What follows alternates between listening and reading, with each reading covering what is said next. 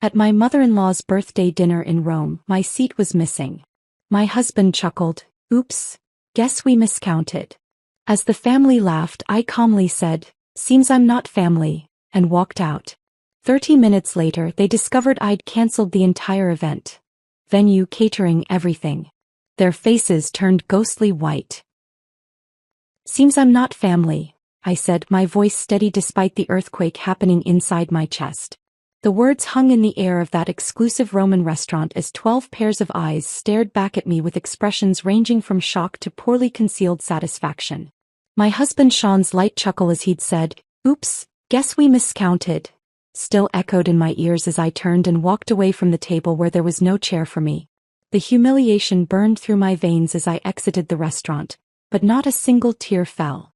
Instead, I felt an eerie calm take over as I pulled out my phone and opened the event management app I'd built my career on. I had 30 minutes before they'd realize what I was doing, and that was more than enough time.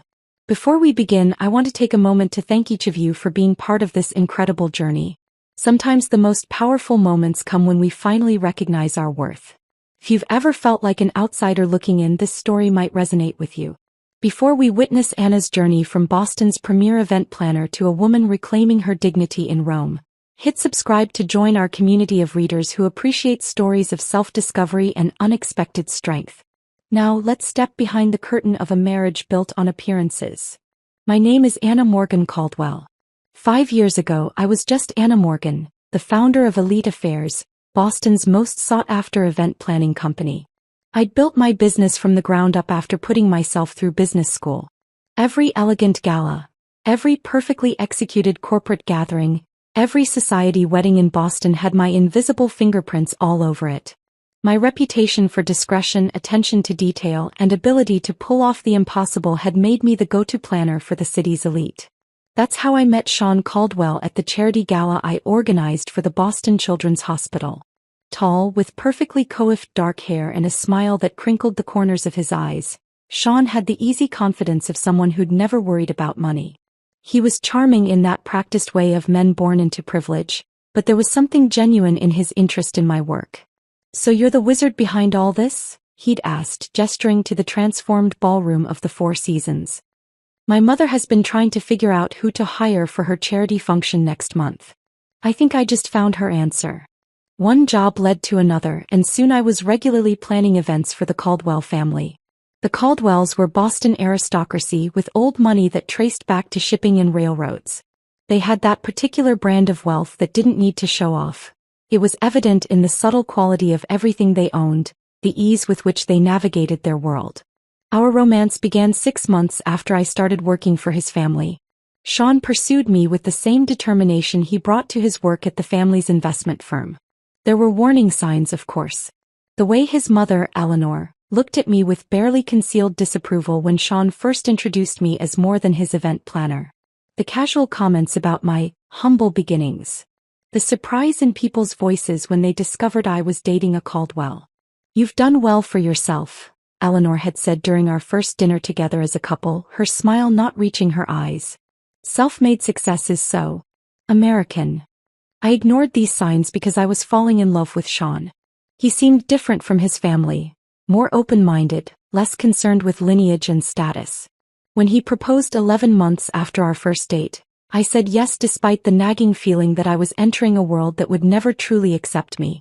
The wedding was, naturally, the social event of the season. I planned much of it myself, unable to trust another planner with my own wedding. Eleanor had opinions about everything. The venue wasn't traditional enough, the menu too adventurous, the guest list missing key society names.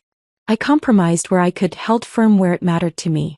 Sean played peacemaker, but I noticed he rarely contradicted his mother directly. After the wedding, the undermining became more systematic. Despite using my company for their events, the Caldwells constantly questioned my decisions, changed plans last minute, and took credit for my ideas. At family gatherings, my opinions were solicited then dismissed. My background in event planning was treated as a charming hobby rather than a successful business. Anna has such a good eye for these things, Eleanor would say to her friends, patting my hand condescendingly. It's almost like having a personal party planner in the family. Sean never defended me.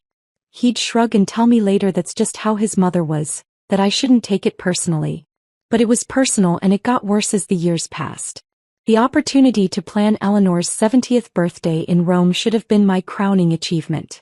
A week-long celebration in the Eternal City, culminating in a dinner at a Michelin-starred restaurant overlooking the Colosseum. I threw myself into creating the perfect event, leveraging every contact I had in the industry. It was during this planning that I discovered the first cracks in the Caldwell facade. The deposits for venues were delayed. Vendors called asking about payments. When I mentioned it to Sean, he brushed it off, saying the family accountant was just being cautious with international transfers. But I saw the statements accidentally left open on his laptop. Investments gone bad, properties mortgaged to the hilt, lines of credit maxed out. The Caldwell fortune was dwindling fast. Still, I kept planning, using my own company's credit line to secure deposits when needed. I told myself it was temporary, that Sean would explain everything once the birthday celebration was behind us. Then came the morning of our flight to Rome. Sean was in the shower when his phone pinged with a message. I never checked his phone, I'd always respected his privacy. But something made me look that morning. The message preview from V was clear on his screen. Can't wait to see you in Rome. Have you told her yet? My fingers moved without conscious thought, opening the message thread with Vanessa Hughes, Sean's college girlfriend. The woman his parents had always adored. The woman they had expected him to marry before he met me. The messages went back months. Plans made. A future discussed. And yes, a baby, their baby, due in 4 months. I took screenshots, forwarded them to myself, then deleted the evidence from his phone. I packed my bags, plastered on a smile, and boarded the flight to Rome with my husband and his family. Now, standing outside that restaurant in Rome, I made my choice. I wouldn't confront Sean before the dinner. I would let events unfold. And when they did, I would be ready. Our flight landed at Fiumicino Airport just as the golden Italian sunset painted Rome's skyline. I'd arranged private transportation for the entire Caldwell entourage. Sean's parents Eleanor and Richard, his sister Melissa with her husband Grant, his brother Thomas with his wife Claire, and 2 sets of aunts and uncles. The convoy of sleek black Mercedes vans waiting at the terminal should have impressed them. Instead, Eleanor's first words stepping off the plane were, "I thought I'd specified the hotel cars, Anna. These seem rather generic." I bit my tongue as I had countless times before. The hotel had a scheduling issue. These are actually from Lux Transport. They service most of the diplomats in Rome. My explanation fell on deaf ears as she was already discussing something with Richard, their heads bent together in that conspiratorial way that always excluded me. The Hotel de Russie welcomed us with the 5-star treatment I'd meticulously arranged. Champagne flowed in the private lounge while bellhops whisked away our luggage. I'd spent months securing the perfect accommodations, selecting suites with the best views, arranging welcome baskets filled with Italian delicacies, and planning personalized schedules for each family member. Eleanor barely glanced at her itinerary before setting it aside. "We'll just play it by ear," she said, waving away weeks of careful planning. "The family knows Rome quite well." Our suite was magnificent. A terrace overlooking the Spanish Steps, fresh flowers in every room, and a bottle of Sean's favorite Barolo breathing on the sideboard. But the moment we entered, Sean's phone buzzed and he stepped onto the terrace, speaking in hushed tones. "Work?" I asked when he returned. "Just some investment issues," he replied, not meeting my eyes. "Let's get ready for dinner." The welcome dinner I'd planned at a charming trattoria in Trastevere became the first clear sign of my exclusion. Somehow, the seating arrangement shifted just before we arrived, and I found myself at the far end of the table, separated from Sean by his cousin and aunt. Throughout the meal, inside jokes flew across the table, stories of previous family trips to Italy from which I'd been absent. When I attempted to join the conversation about the week's planned activities, Melissa interrupted. "Oh, Anna, we've actually decided to do some family shopping tomorrow instead of the Vatican tour." "Family shopping?" I asked. "You know," Eleanor interjected smoothly, "just some tradition we have. You'd be bored, dear. Why don't you use the time to check on the birthday arrangements? That's your expertise after all." The pattern continued throughout the next few days. I'd wake to find Sean already gone, a hastily scribbled note about meeting his father for breakfast. The family would disappear for hours on impromptu excursions, that somehow everyone knew about except me. Whispered conversations in corners of the hotel lobby abruptly stopped when I approached. Dinner reservations mysteriously changed to accommodate old friends, who happened to be in Rome. Friends who looked at me with barely disguised curiosity, as if assessing how I was handling what was coming. On the third morning, opportunity presented itself when Sean rushed to meet his brother, leaving his briefcase unlocked. The documents inside confirmed my worst fears. Draft separation papers prepared by the Caldwell family attorney, dated 2 months earlier. A proposed settlement offering a pittance compared to what I was entitled to, and most damning, a script, an actual script outlining how Sean would announce our impending divorce at his mother's birthday dinner, presenting it as a mutual decision reached amicably. My hands trembled as I photographed each page with my phone. There it was in black and white, the perfect stage-managed exit of the unsuitable wife, timed for maximum public impact yet minimum social embarrassment for the Caldwells. Eleanor's birthday wasn't just a celebration. It was to be my funeral as a Caldwell. Instead of confronting Sean, I channeled my anger into methodical documentation. Each day I made excuses to return to our suite alone, searching for more evidence. I found bank statements showing massive withdrawals to offshore accounts. Email printouts discussing the liquidation of assets before the situation becomes public. A handwritten note from Eleanor to Sean. Once this unpleasantness with Anna is behind us, Vanessa will be welcomed back properly. My professional mask remained firmly in place as I continued overseeing the birthday preparations. I confirmed floral arrangements, met with the restaurant manager, approved the custom menu cards, all while collecting digital breadcrumbs of the Caldwell's financial house of cards. When anyone asked why I seemed distracted, I blamed last-minute event details. In reality, I was building my arsenal. The morning of Eleanor's birthday dawned bright and clear. I woke early, slipping out of bed without disturbing Sean. The day's schedule was packed. A private morning tour of the Borghese Gallery, lunch at a vineyard outside the city, then returning to the hotel to prepare for the evening's grand dinner. As the event planner, I needed to arrive at the restaurant early to ensure everything was perfect. I was in the hotel's business center, printing final confirmations, when I overheard Eleanor's voice from the adjacent concierge desk. The dividing wall was thin and her imperious tone carried clearly. There will be 12 seats, not 13, she instructed someone over the phone. I don't care what the original reservation says. The seating chart I sent is final. Pause. Then, no, that won't be a problem. The arrangement has been discussed with my son. His wife will not be staying for the dinner. A family matter, you understand. No need for questions when she leaves. My blood turned to ice as the pieces clicked into place. The missing seat wasn't an oversight or last-minute adjustment. It was the centerpiece of their plan. A public humiliation designed to make my exit look like my choice rather than their orchestration. I closed my laptop, gathered my papers and walked to the elevator with measured steps. Inside, I pulled out my phone and began making a new set of arrangements. If the Caldwells wanted a memorable birthday dinner, I would ensure it was unforgettable. Just not in the way they had planned. I arrived at a Roma restaurant an hour before the other guests, as any good event planner would.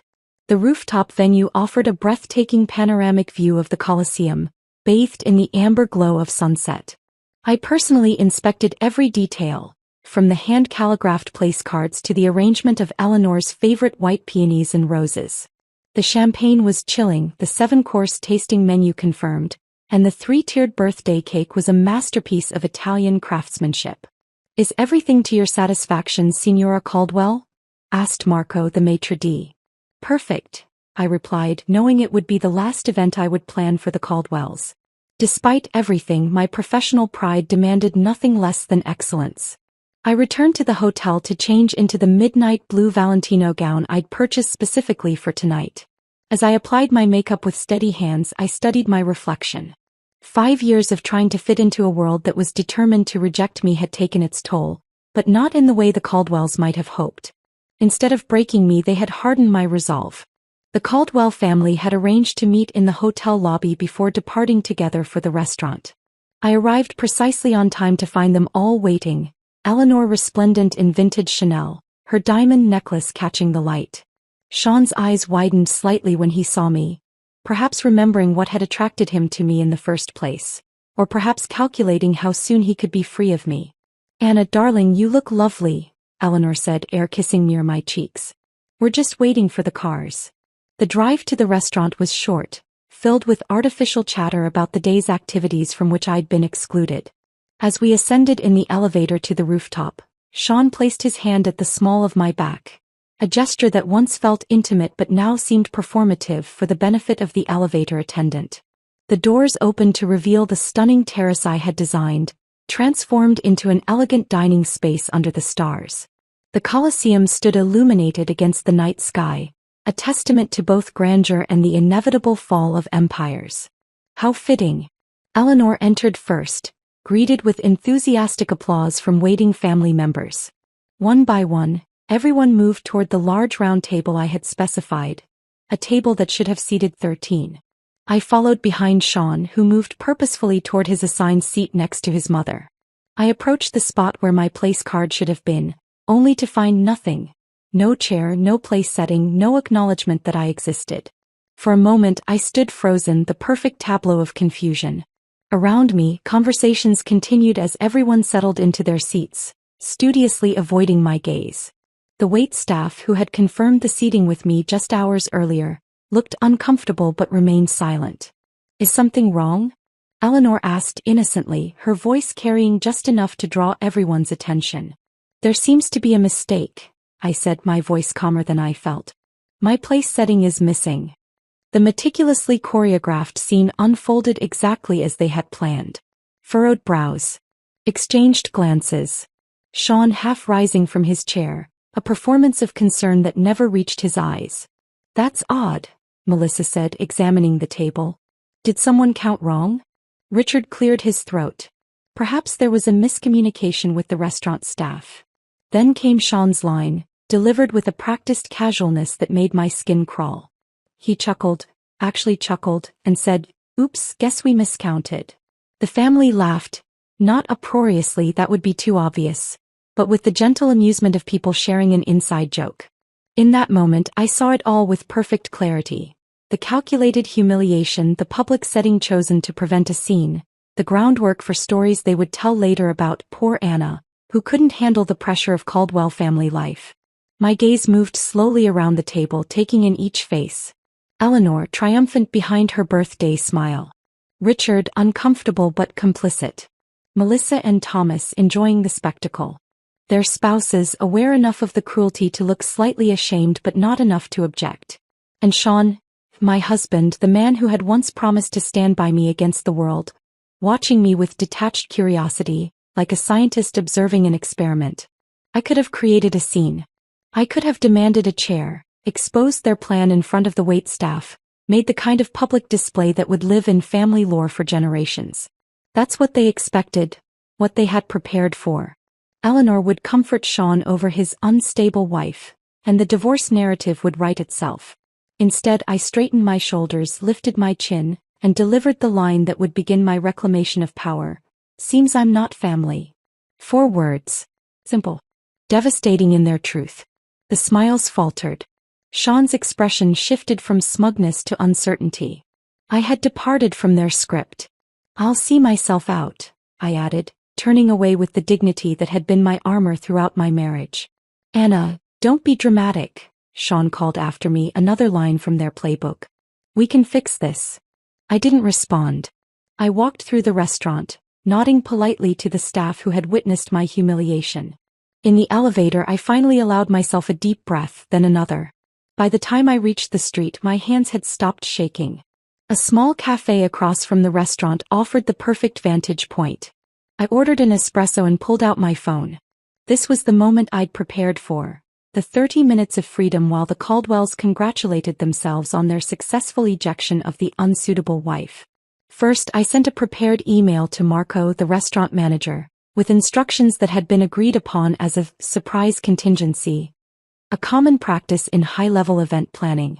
Attached was proof of my authority as the account holder and event coordinator, along with confirmation of immediate payment reversal.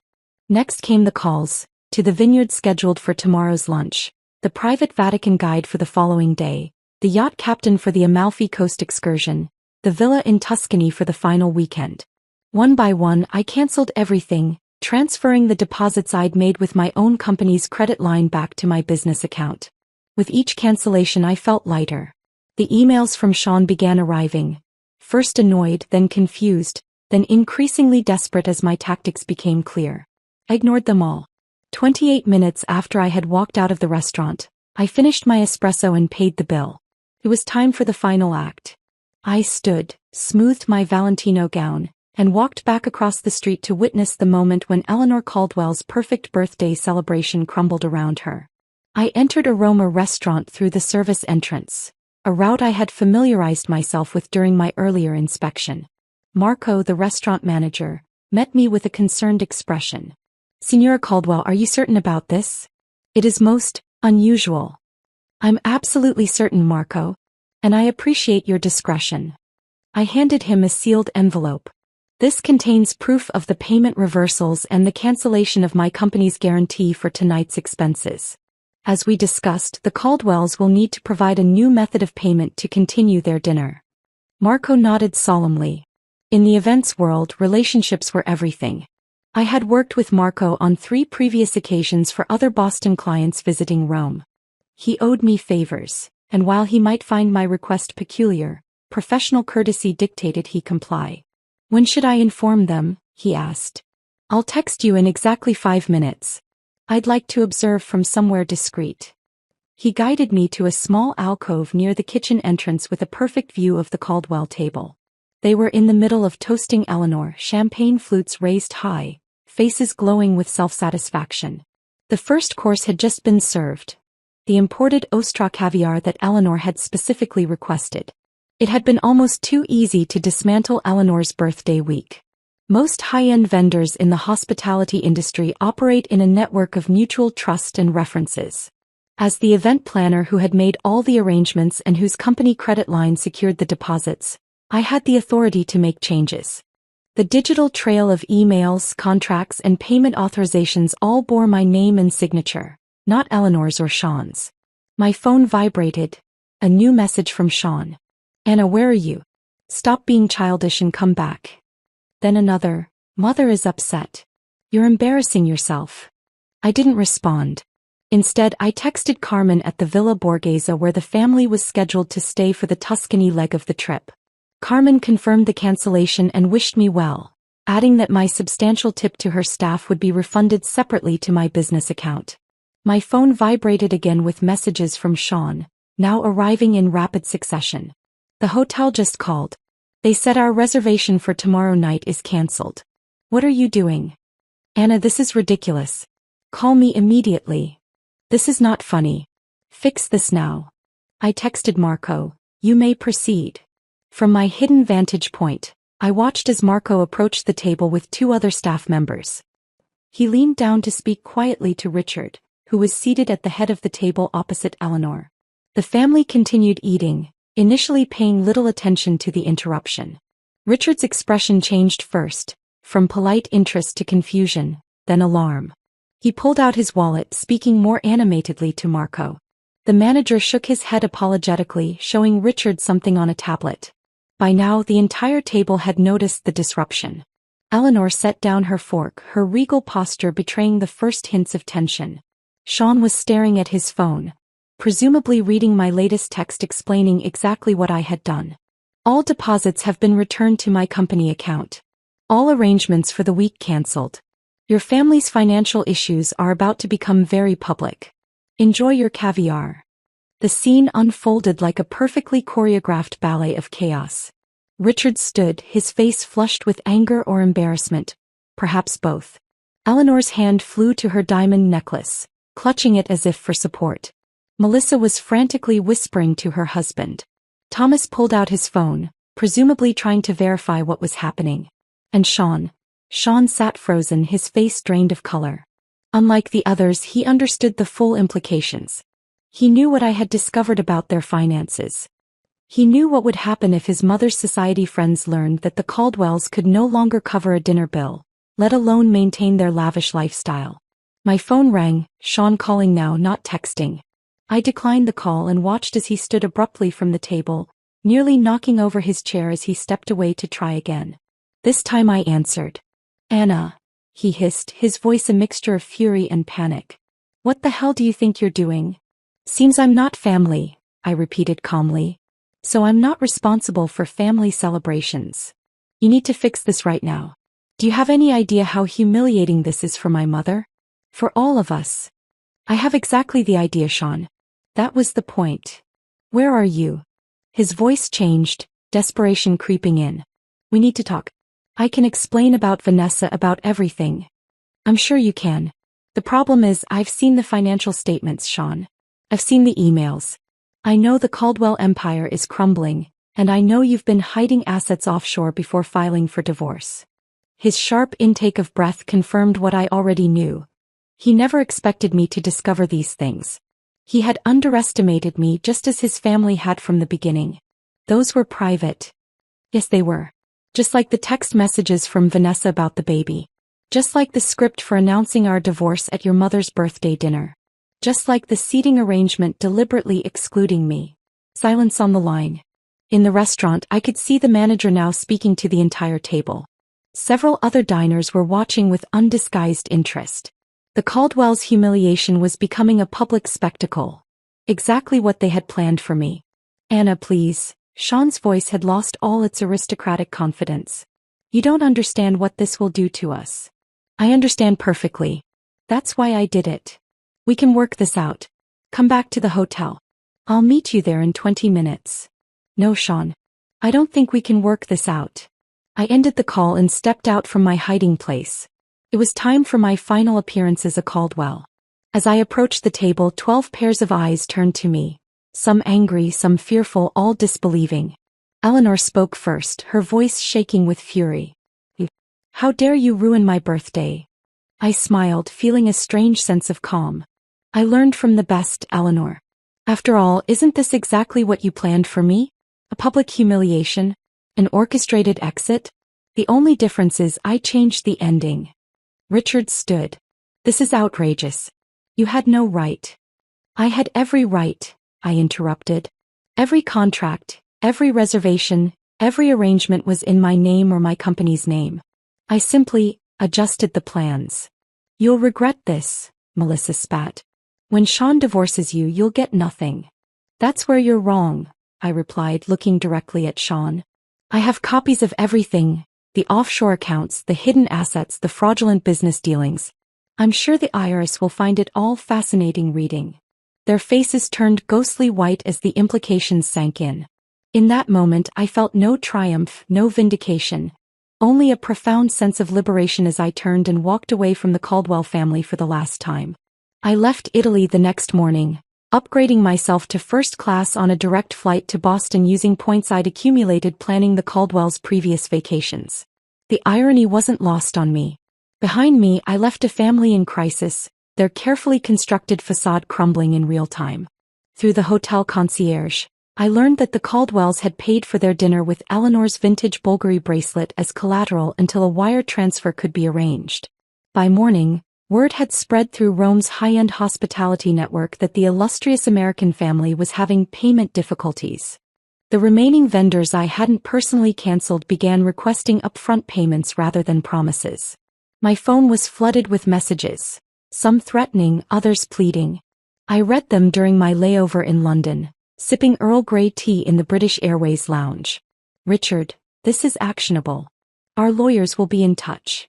Melissa, you've made the biggest mistake of your life. Thomas, did you really think you could humiliate our family without consequences? Eleanor's message was the most revealing. I always knew you were common. This vindictive display only proves what I've said from the beginning. But it was the succession of messages from Sean that told the real story of a family in freefall.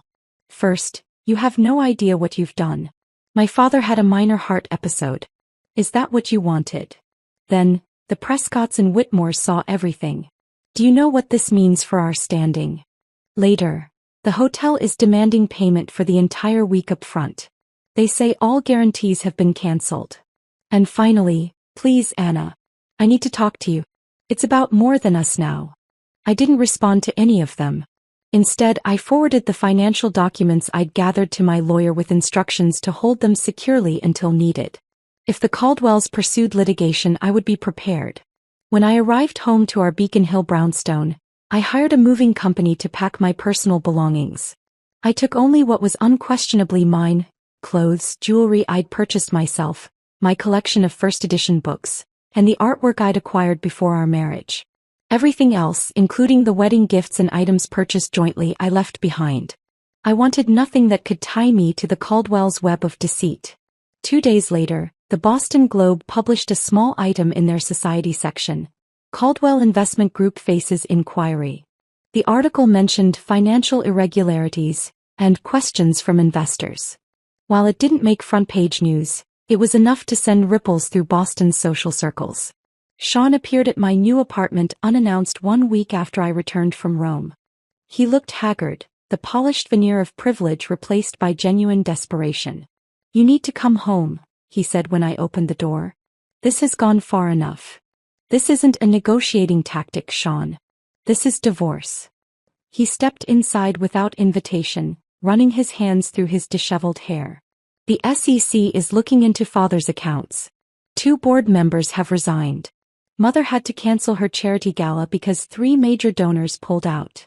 "That sounds like a Caldwell family problem," I replied. "Not mine." "It's your problem if I go down with the ship," he countered. "We're still married. My debts are your debts." I allowed myself a small smile.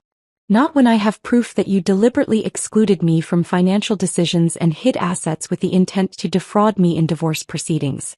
My lawyer assures me that's enough to protect me." His facade cracked completely then. Sean sank onto my couch, head in his hands. "I never wanted it to be like this." "What did you want, Sean? To marry me for my event planning skills? To use me to manage your social calendar while you reconnected with Vanessa?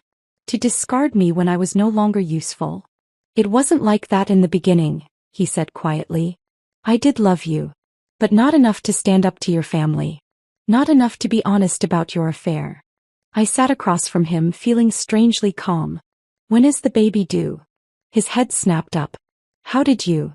4 months according to the texts I saw. "Congratulations." A heavy silence fell between us. Outside, rain began to tap against the windows of my new apartment. Smaller than our brownstone but mine alone, paid for with the proceeds from a business I'd built without Caldwell money or connections. "I'll give you whatever you want," Sean finally said. "Just hand over those documents and sign an NDA. Name your price." That was the moment I realized the Caldwells still didn't understand me at all. After 5 years, they still saw me as someone who could be bought, someone motivated by the same material concerns that drove their existence. "I don't want your money, Sean. I want my freedom. I want the truth acknowledged." I stood up, indicating our conversation was ending. "The documents stay with my lawyer unless you try to drag me down with you. The divorce terms are simple. I walk away with what's mine, you with what's yours." "And Vanessa? The baby?" His voice was barely audible. "That's between you and your conscience. I hope you'll be a better husband to her than you were to me." After he left, I stood by the window watching the rain intensify. The scandal unfolded gradually over the following weeks. The Boston Globe ran a more extensive piece on the Caldwell Investment Group's financial irregularities. Longtime clients quietly withdrew their portfolios. Eleanor's position on 3 prestigious charity boards became emeritus rather than active. Vanessa's pregnancy became public knowledge when she was spotted at her obstetrician's office wearing an engagement ring. The timeline made it clear that their relationship had resumed long before our marriage ended. In Boston's high society, infidelity might be tolerated if discreet, but such blatant misconduct violated the unspoken code. My business thrived despite, or perhaps because of, the scandal. Clients who had once looked down on me now appreciated my discretion and integrity. The story that circulated wasn't about a woman scorned but about a professional who refused to be used and discarded. 6 months later, I received an invitation that made me laugh out loud when I opened it. A request to bid on planning Eleanor Caldwell's next charity event. Apparently, desperation had overcome pride. I declined politely, citing a full schedule. The divorce was finalized without drama. The Caldwells, focused on salvaging their reputation and finances, agreed to my terms without argument. Sean and Vanessa married quietly, their daughter born 2 weeks later. I sent no gift. On the 1-year anniversary of that night in Rome, I found myself planning another event in Italy. A celebrity wedding on the Amalfi Coast. As I stood on a terrace overlooking the Mediterranean, phone in hand and vendors at my command, I realized something unexpected. I was happy. Not despite the collapse of my marriage but because of it. The Caldwells had tried to make me feel small, to reduce me to an accessory in their grand narrative. Instead, they had inadvertently freed me to reclaim my story. In losing what I thought I wanted, I had found what I actually needed. Not acceptance from a family determined to reject me, but the courage to reject a life built on appearances. I raised my glass to the setting sun, toasting the missing chair that had shown me exactly where I belonged.